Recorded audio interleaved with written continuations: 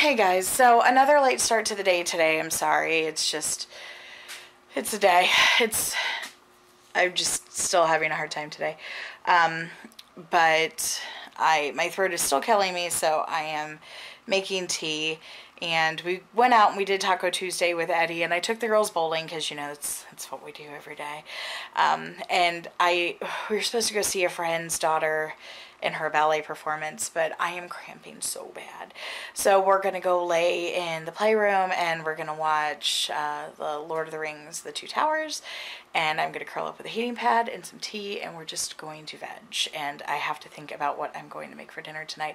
I have a whole flat of chicken that I need to make. I par bake my chicken. I'll buy it in a whole big flat, so it's like, you know, 6-8 chicken breasts, and I cook them halfway through, and then I bag them and freeze them. That way when I need to use them, they're mostly cooked, so it doesn't take as long to cook them, but they're not completely cooked where when I heat them up they're going to dry out. So this is just one of my ways to make cooking dinner during the week easier, you know. And we bought a bazillion tons of bananas. I go to Aldi's, they have their bananas for 44 cents a pound, so I will get one of those boxes, just the whole giant box of bananas, and the girls haven't even split them up yet. I know people say not to split them up because it makes them ripen faster, but that's okay. We like them ripe. If you're friends with any vegans, ask them why you should eat overripe fruit. They'll explain it better than I can. But it's something about turning the starches into glucose, which is absorbed and processed and digested better by your body. So people who don't like spotty bananas, you're not getting the most out of your bananas. I know it's a texture thing. A lot of people don't like mushy bananas, but apparently that's when they are best. I don't eat bananas, but I do like them in smoothies. But I can't just like bite into a banana. It's a weird texture. It just grosses me out. I don't eat whipped cream or Jell-O for the same reasons. It's a weird texture and it just grosses me out. So, but yes, we like our banana spotty. So we break them apart because once they get really ripe, if they're still on a bunch and you try to take one off, they all start to unpeel themselves. So we break them off early. And I got a bunch of mangoes that are solid. They are rock hard. So those are sitting out on the windowsill getting riper. So we can eat those too. Katie loves mangoes. It's like candy to her. She loves mangoes. And I think they were 69 cents each. So, I mean, if they're $1 a piece, we're happy. But 69 cents, that was even better. So we got a bunch of mangoes too. So we got a big watermelon and 10 pounds of bananas. Maybe, how big is a box of bananas? I don't even know. I don't pay attention. I just pick up a box of bananas and I walk to the register. So we got bananas and mangoes and watermelon. So we got our fruit for the week. And oh, I don't know if your Walmart does this, but our Walmart has, I don't know that I want to show you the inside of my fridge, has eggs. But our Walmart carries these eggs, 60 of them, for $2.48, 60 eggs. So we decided instead of doing cereal this month, what we're going to do, this is some kefir down here, and obviously that one's separated, but yes, and oh yeah, we got apples and peaches too, and I have grapes up there, and you know, just the things that are in fridges. But we decided what we're going to do this month instead of cereal for breakfast, because my girls eat a lot of cereal. Cereal's not cheap, and then you have to buy cereal and the milk. That if I can get eggs for $2.50, then we can all eat eggs, and I can do a whole bunch of hard-boiled eggs. And I got this Arnold bread was BOGO at Publix. So the bread that I normally buy, we always eat whole wheat. We've never just eaten white bread. Except like when I get the sourdough to make sandwiches, but to make grilled cheeses. But the bread I normally buy is $2 a piece, and this was $3.49. And I buy 4 loaves at a time, and then I freeze. You know, I keep one in the fridge, and then I freeze the other ones. But it would have been $4 for 2 loaves, or $3.50 for 2 loaves, because it was BOGO. So this is nice, hearty, it's like heavy bread. So if we do 2 eggs and a piece of fruit and a slice of toast, that's a really good breakfast, right? That'll keep you full for a really long time. So that's, I just realized that I had a weird shadow over my face, but my kettle's about to whistle. So I'm going to make some tea, and we're going to go watch a movie, and I'm going to curl up with a heating pad.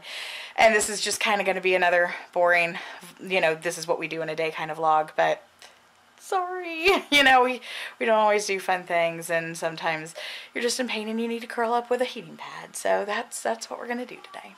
Okay, so we just got done watching Fellowship of the Ring, and now we are about to start Two Towers.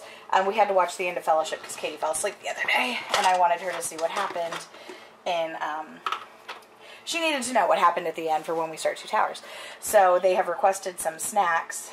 So I am going to make some popcorn for them. It is so hot in Florida right now that my coconut oil is mostly liquefied. But what I do, I don't do microwave popcorn. There's about, I don't know, quarter cup, 3 tablespoons to a quarter cup of, I'm going to move that, of coconut oil in there, and I'm going to turn the front on about a medium high, and then I'm going to add a half a cup of popcorn kernels.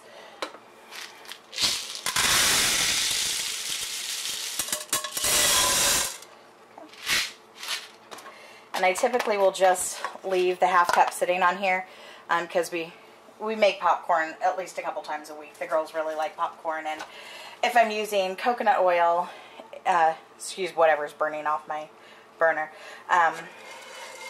then it's not quite as bad as using like the popcorn oil, the artificially butter flavored popcorn oil stuff. So we like the coconut oil. It tastes good too. So, and sometimes I will add salt directly to the top of it.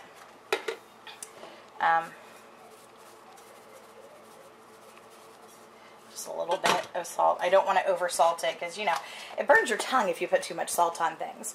Or maybe that's just me. I was having a conversation with some friends yesterday about that, and about how too much salt just really burns my tongue. Let me see if I can reposition this.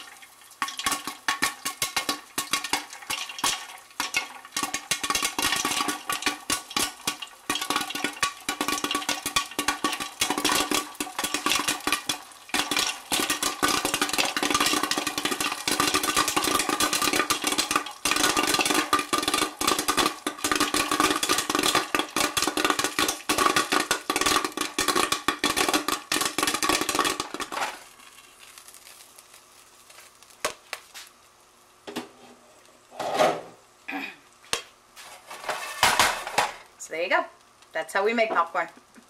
And a bag of popcorn from Aldi is less than $2. And I had this from some Orville Redenbacher, and I just keep reloading it with new popcorn kernels.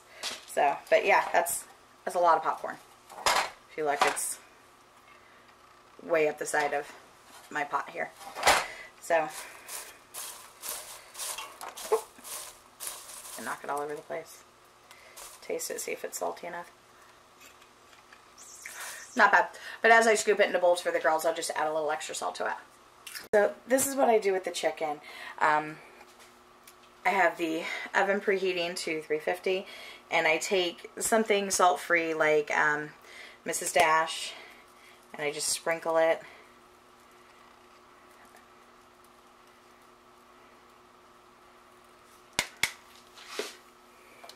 And then I also like, this one is delicious. I need to get more of it. I think I got it at Sam's, so I just need to pick up more the next time I'm there.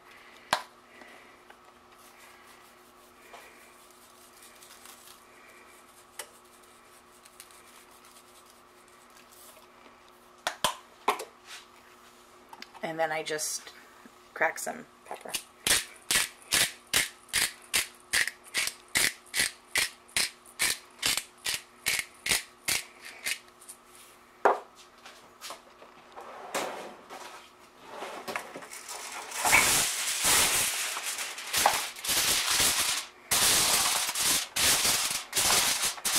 Wrap it in foil, and I cook it at 350 for about half an hour.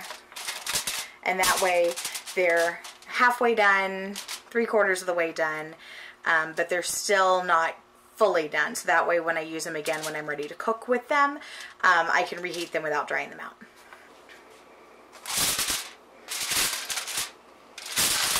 Okay, when it comes out, it looks like this.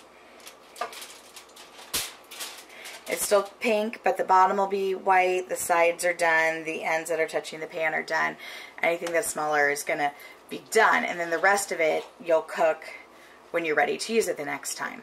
So what I do is I individually bag them and freeze them, and if I forget to defrost something, or if what I'm making isn't good or whatever, I can toss one of these in the microwave for about a minute to get it thawed enough that I could cut through it, and then I can just finish cooking it in the pan. So just, you know, a way I do things a little bit quicker during the week. Okay, so I've cut up one of those chicken breasts, and right now I have it in with some coconut oil, and I'm going to put in some chopped garlic. So I put garlic in everything. I just buy the minced garlic. I get this at Aldi's, very cheap. Okay. Now to that I'm going to add 2 cups of rice.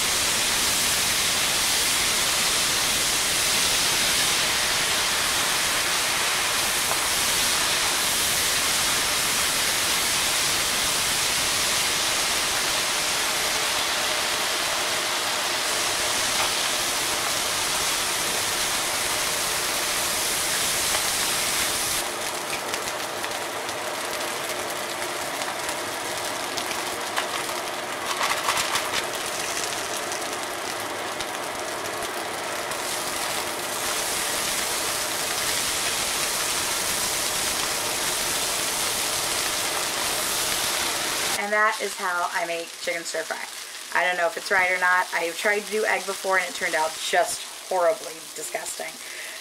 And I like it when I go to hibachi restaurants, but doing it at home is not quite the same apparently. So yeah, just chicken, rice, veg. Very easy meal. Hey guys. So before I end the vlog today, I just want to address one thing. I have looked at your guys' comments, and thank you so much for all of the support. I appreciate it. I have not been able to comment back yet because I just haven't been able to comment back yet. But I will. I'm sure comments will be up before this video goes live tomorrow.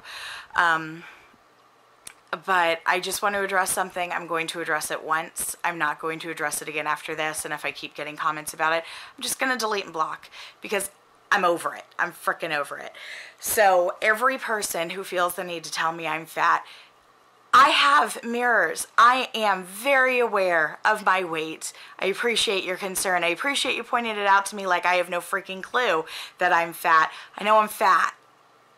I was also this weight when I conceived both of my girls, and I had very healthy pregnancies with both of my girls. I had no hypertension. I didn't have gestational diabetes. I was perfectly healthy at this weight. Back off. Love you guys. Bye.